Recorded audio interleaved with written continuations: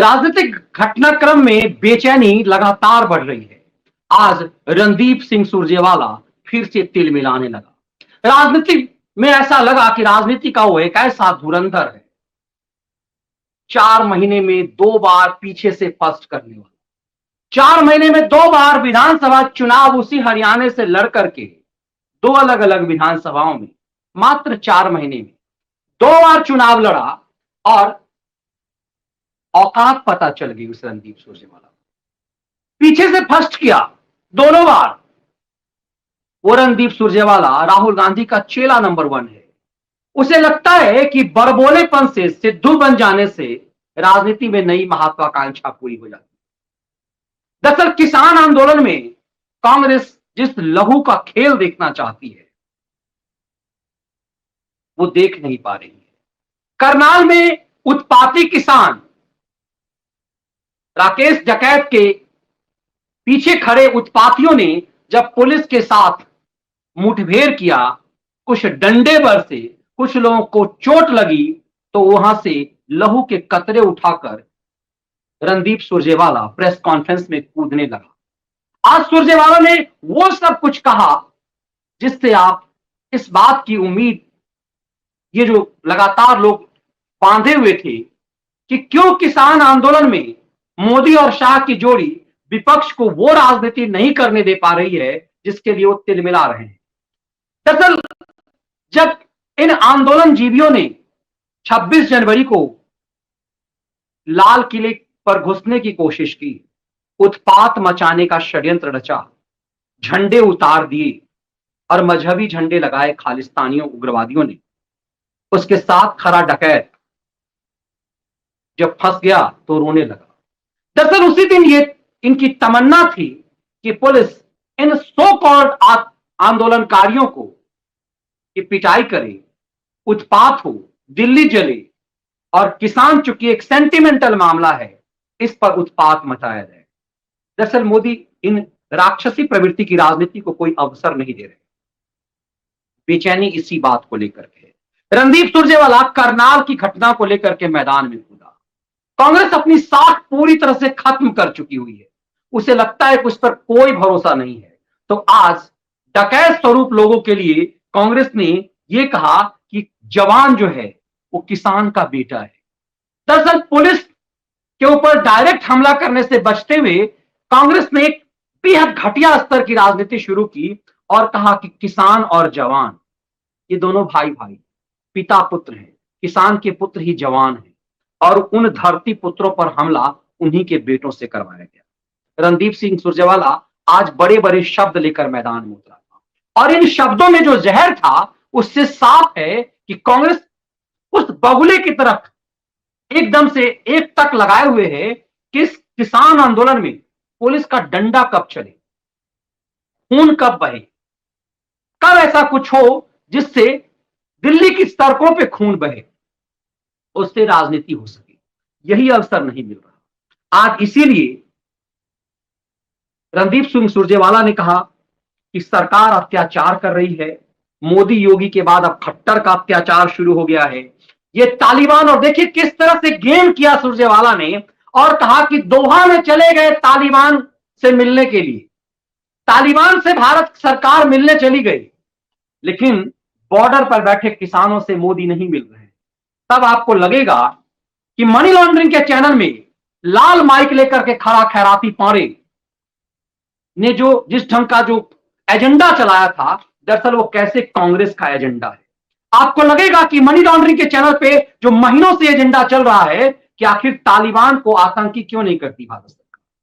दोहा में government of India के प्रतिनिधि ने, भारत सरकार के विदेश मंत्री ने, राजदूत के निर्देश पर अफगानिस्तान में भारत के राजदूत ने दोहा में बैठकर इन तालिबान नेताओं से बात की।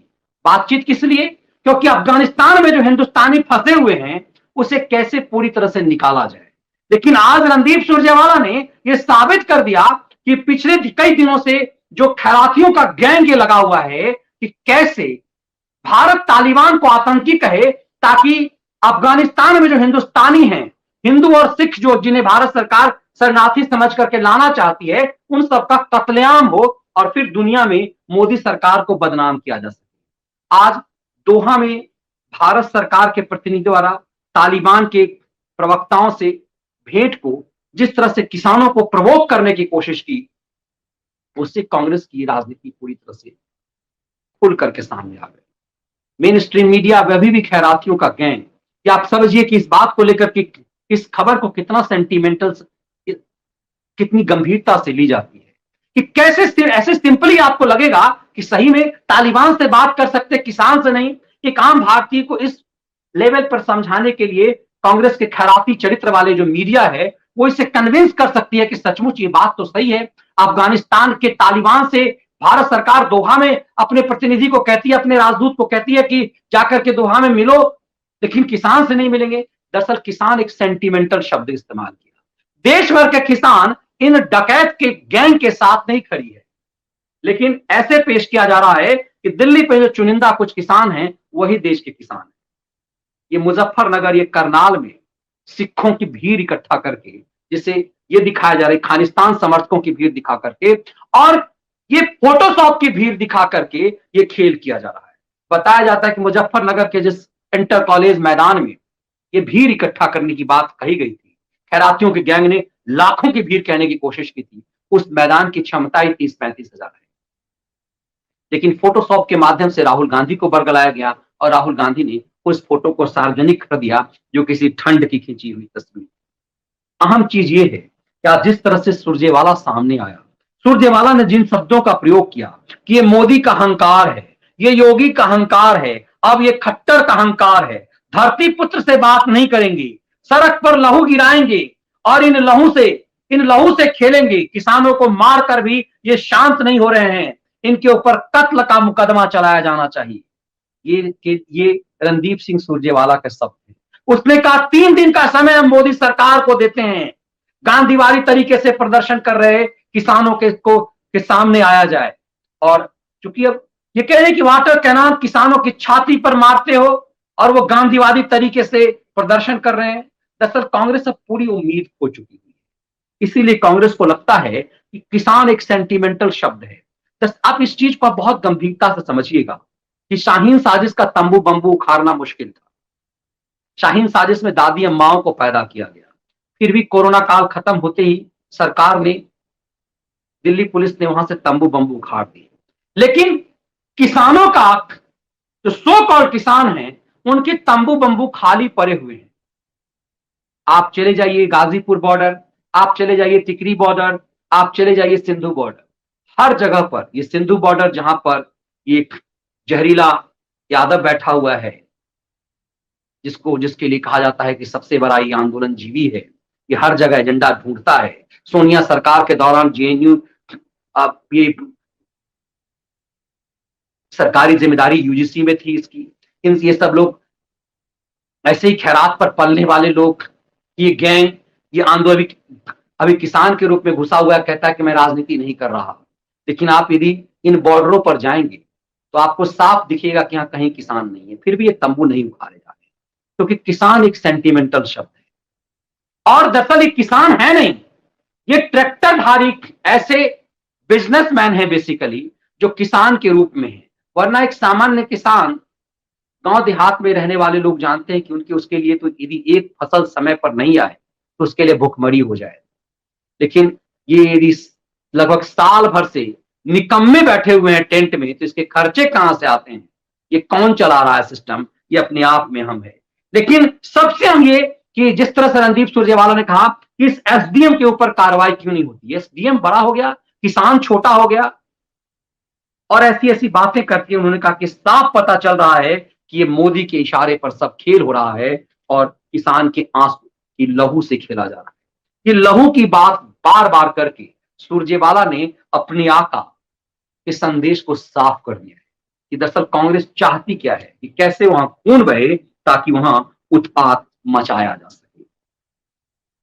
अब इस पूरी चीज को आप समझ में आ जाएगा कि कई लोग अब इस बात को भी उठा रहे हैं कि जब पूरी तरह से वहां किसान गायब है बॉर्डर पर, इनके टेंट क्यों नहीं उखाड़े जा रहे, ये करनाल क्यों पहुंचे। ये पश्चिमी उत्तर प्रदेश के मुजफ्फरनगर में, जहां जाट और मुसलमानों के बीच पिछले बार दंगा हुई, वहां पर उत्पात क्यों बचाना चाहते हैं। दरअसल ये बात अखिलेश यादव को भी बेहतर समझ में आ रहा है कि ये पूरा खेल कांग्रेस का किसानों के नाम पर राकेश टिकैत को इस्तेमाल करते हुए अपनी राजनीतिक जमीन उत्तर प्रदेश और हरियाणा में फिर से जमाने का एक खेल है। राकेश टिकैत के इस खेल में दिल्ली की खैराती खलियर खैराती मीडिया, वो सांप छुछुंदरबाज, उस सनसनीबाज के कूदने की तस्वीरें वायरल हो रही है कि कैसे ये लोग जो एक समय में कांग्रेस के नेताओं की पूंछ पकड़कर संपादक बने, ऐसे ऐसे चिरकुटों की टोली मुजफ्फरनगर, कभी कभी करनाल और कभी इन बॉर्डरों पर किसानी के नाम पर ये पत्रकारिता कर रहे हैं। सांप छुछुंदरबाज की सुसु पत्रकार सपेरा और नाग नागिन की स्टोरी आज मैंने साझा की है अपने फेसबुक वॉल पे भी, कि कैसे इस पत्रकारिता के पैसे को सांप छुछुंदर का खेल बनाने वाले और उसकी उसकी उस समय की नागिन पत्रकार जो बाद में सुसु पत्रकारिता करती है, ऐसे छिछोरे लोग इस आंदोलन में नैतिकता का फुट डाल रहे हैं। तब आप समझ पाएंगे कि इस आंदोलन में, इस पूरे खेल में दरअसल असल खेल क्या है, क्यों सनसनीबाजों की टीम, सांप छुछुंदरबाजों की खैराती टीम और ये पूरा मनी लॉन्ड्रिंग का चैनल वहां अंतिम सांस किसानों में लगा रहा है। आपको ये समझ में आएगा कि क्यों अखिलेश यादव जैसे नेता, समाजवादी पार्टी के नेता इस आंदोलन में अपने आप को अछूत क्यों महसूस कर रहे हैं। दरअसल ये साफ स्पष्ट लग रहा है कि सालों तक लंबी राजनीति करने वाली कांग्रेस जब अपनी साख के लिए परेशान है, तो उसे लग रहा है कि एकमात्र इस किसानों की आड़ में बैठ करके, इस किसानों की ओट में बैठ करके, इसके पीछे छुप करके वो एक ऐसी राजनीति कर पाएगी जैसी राजनीति भीष्म को मारने के लिए शिखंडी का प्रयोग किया गया था। ये अपने आप में करनाल से लेकर के मुजफ्फरनगर की घटना कई सारे सवाल छोड़े जा रहे हैं।